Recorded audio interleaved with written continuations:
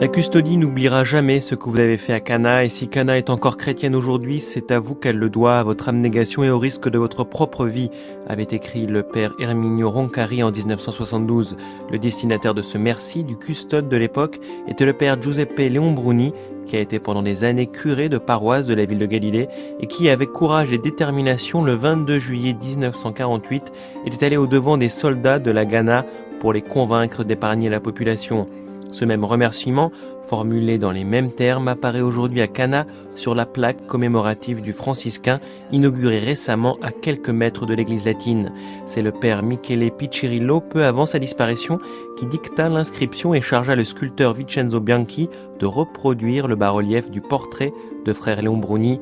Originaire de Ferentino, classe 1917, le franciscain n'a que 11 ans lorsqu'il arrive en Terre Sainte.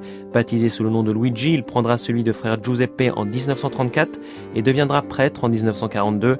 Après avoir été aumônier militaire pendant de longues années, il est destiné à Cana comme curé de paroisse.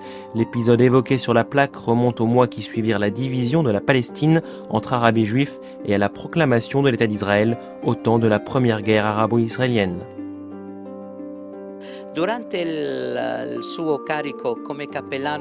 À l'époque où il était aumônier militaire, il avait connu beaucoup d'officiers anglais et juifs.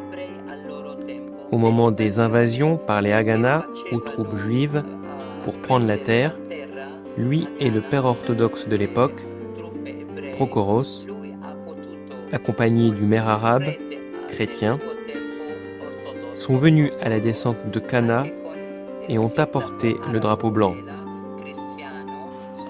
Cela signifie que Cana a été remise pacifiquement, comme Saint François nous a enseigné à nous d'être pacifiques. Beaucoup de familles sont venues ici, dans notre couvent, dans notre église, chrétiens et musulmans, pour qu'on les protège pendant tant de jours.